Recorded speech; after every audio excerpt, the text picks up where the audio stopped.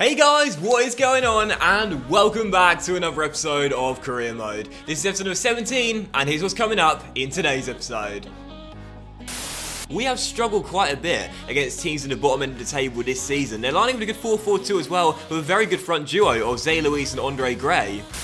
I think for both teams here it's a must-not-lose game, either to make the top 4 or in Everton's case to win the title. Neither team can afford to leave with nothing today. 23 minutes into the game, this has been a really tough one so far. Still tied at 0-0, and Bournemouth have looked the better team as Abubakar could be in, goes for goal and puts it just wide of the post. And with loads of stuff to get through in today's episode, we're going to start off real briefly with a look at the Premier League table. As you can see, with 6 games to go for every single team in the division, the race for the title is as thrilling as the race for the top 4. Liverpool lead the way in the Premier League. They're 2 points clear of Leicester City and Everton in 2nd and 3rd place respectively. Spurs occupy that golden 4th place that we're battling for, and they're 2 points clear of us and Arsenal in 6th and 5th place. We're only 2 points clear of Chelsea though, 3 points clear of City, and only 5 points clear of Wolves as well. And Manchester United still, 47 points, could make it in the final 6 games. The race for the title and the race for the top 4 is absolutely crazy, man. Anyone can finish anywhere. And if we are to make the top 4, we need to capitalise on winning in these sort of games. We've got Watford away at Vicarage Road in the first game of today's episode, who right now are not playing too well. However, we have struggled quite a bit against teams in the bottom end of the table this season. They're lining with a good 4-4-2 as well, with a very good front duo of Zay Luis and Andre Gray. But after our thrilling comeback against Manchester City, we are back to full strength for this game here, with just one change to our normal first 11, as Cisse steps in to play alongside Tarkowski and Mawson drops to the bench. Fossey wins it back, rolls it inside. Seri! Oh, yes! First time finish into the back of net for Jean-Michael Seri. It's 3 goals in 2 games, and I'm loving the little shimmy shake as well. What a start for Fulham. We have struggled this season against the teams that are in the bottom end of the table. We picked up great results against the big boys, but here, what a start of Vicarage Road. Great interception, one back with Fossey. Seri with the finish, and Mitrovic did well to jump over the ball and hurdle it and get out of the way. Seri with the finish, 1-0 Fulham. That's it for Watford, across the centre, we've missed everyone, and Gerard Deulofeu has smashed it, and I mean smashed it, into the side net, and I thought that crept inside the near post there, just wide from the Spaniard. Seri strides forward, and I've got to say he's really coming to his own in recent weeks. Nice through ball, finds Mitrovic, no goal in a while, and that continues for the Serbian. Good stop by the goalkeeper, still 1-0, but a great start to the game this. Deulofeu to Shaloba. And now Zay Luis on the turn, rolls it inside, shot from range. Oh, what a goal. What a goal. Andre Gray makes it 1-1, 34 minutes in, and our run of games without a clean sheet is going to continue. Nice finish there, nothing really could do about it. Well, I did say in a recent episode our defence would eventually get broken down on a consistent basis. That's now happening. So with 45 minutes to go in this game, if we are to win, we need to find another goal. It's now up to our offence to power through. Half an hour to go. Watford looking for a goal to get in front for the first time here and turn this game on its head. Their passing has been so accurate in this second half as they look for an opening. Capu to Shaloba, and well, right on cue, they're giving it away, and a chance to rate. Kenny to Neres, lets it run through his legs, and away we go down the right hand side. David against Halstenberg. I fancy him in a foot race. Go on, Neres, now show your skill and cut inside. Neres on the ball, minded a teammate, rolls it in. Seri takes it in stride. Oh, and Gomez denies him his 4th goal in 2 games. What a stop. Seri at the moment though is looking aggressive. Corner for Fulham, cleared away. It will drop to Sessegnon, and Ryan finds Seri, and Seri tries to play it back inside. Neres goes for goal and puts it just wide. There's a winner in this. 22 minutes to go. There's a winner in this. Neres with space to cross. Rabon is it in, and Mitrovic's header finds the back of the net. What an assist from Neres, and Mitrovic has done it again. A period of games without a goal, but that ends today. What an assist though. I said there was a winner in this. First cross by Neres dealt with, it comes straight back to him, and look at that from David Neres. The Rabon across to the centre. Mitrovic beats his man to the ball, heads it over Gomez and into the back of the net. I said there'd be a winner, and it might well be us. Watford 1, Fulham 2, and we're back in front. So just waiting for the final whistle to come any second now. There might be one final chance. We're at the points up here. Mitrovic on the turn.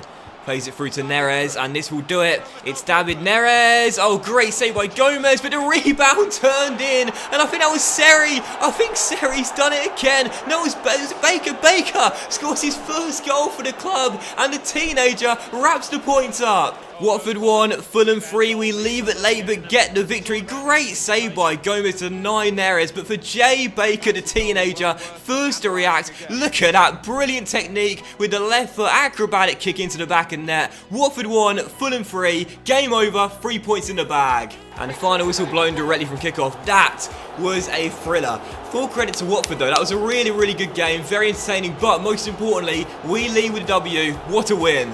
I think we did deserve the win, but the stats are doing Watford a bit of a disservice here. It was not a bad game from them. They played alright, particularly in the first half, and it was not as one-sided as these stats appear. And I'm going to give man of match to David Neres. He may not have scored today, but he got the wonderful, cheeky Rabona assist for Mitrovic, and of course caused our third goal as well, with his shot resulting in the Baker follow-up. So 3-1 the final score. What a victory. We've had some great games of late as well, really action-packed, and another good one there. So a quick look at the scores as we're about to head into our second game against Everton.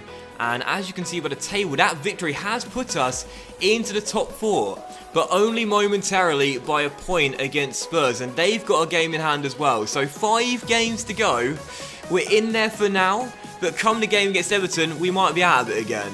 And that is indeed a scenario as we head into the second game of 3 in today's episode as we take on Everton here at Craven Cottage in a massive battle for the top 4. Back into 5th place, we're going to get back into the top 4. We must keep on winning. And back here at home, lining up in our normal first 11 as Mawson comes back in for Cisse. But as for this Everton team, they could still finish as champions come the end of the season or drop out of the top 4. It's been a crazy season where nobody is safe in the race for the Champions League. They're lined for the 4-2-3-1, great team, Bernard on the left, Walcott on the right, Sigurdsson the cam, and Ben Yedder, their lone striker today. I think for both teams here it's a must not lose game, either to make the top 4 or in Everton's case to win the title. Neither team can afford to leave with nothing today.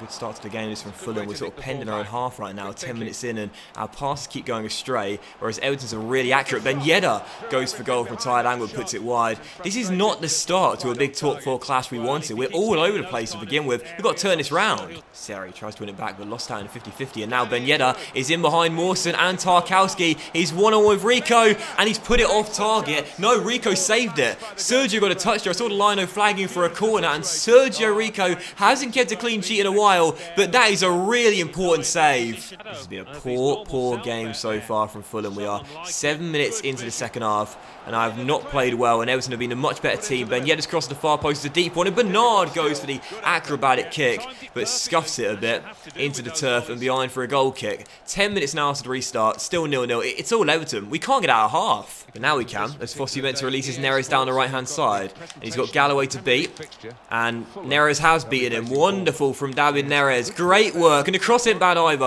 and it's headed away, and it will drop to Brian. That's the first positive thing we've done in the entire game. It's taken us an hour to do it, but it's something positive to build on. Sander Burge on the ball, rolls it into Mitrovic. Nice flick to Kenny, and he scuffs the shot and puts it wide. Well, that should do it. It's going to be the final whistle blown there. And the final score finishes 0-0. It's not a bad result against an in-form Everton side in the top 4 and still going for the title. It's great to get our first clean sheet after several games without one, but much to ponder on at full time. Top 4 dreams still alive, but hanging by a thread. And those sort of performances simply aren't going to cut it. Not a single shot on target in the entire game after putting 3 past Watford at Vicarage Road.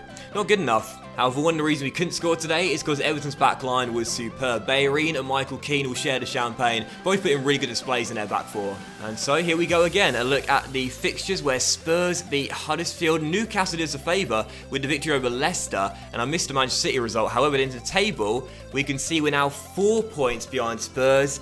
And there's no games in hand for... Oh, well, there are a few games in hand, actually. Arsenal and Chelsea have both got games in hand. Liverpool have a game in hand as well.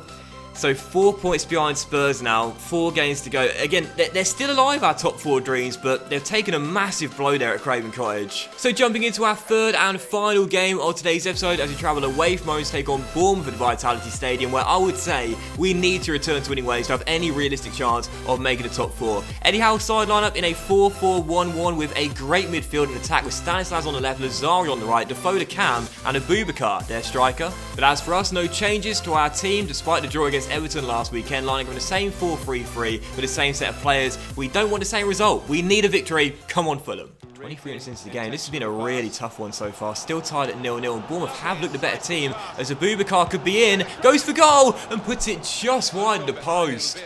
Oh, and again, it was Rico with the save. It's the second game in a row it's happened there. A shot's come in, and I've done my goalkeeper a disservice. Brilliant stop. And Kenny finds Sanderbird striding forward. Don't see it often. When he does come forward, those long legs of his, he can create something. He's found Kenny, who shot deflects and ricochets and goes over the bar and behind for a goal kick. That's our first bright spark of the game so far. And just like against the Toffees, we started off really poorly in this one. No build-up play whatsoever, failing to get the ball through to our front three, and therefore not creating any chances. That's going to have to change if we are to win this game here as well. Kenny on the ball, looks for a bit of space, and he's found Sums. He finds Seri in the process, and Seri will roll it inside to the captain, who takes it in his stride. Now can he play it across the face of goal? Yes, he can, but it's cleared at the back stick, and Bournemouth will get it away. But that's much better, opening up the cherries there, getting inside, just couldn't find the man at the far post. Or yeah, for Bournemouth to Andrew Sermon.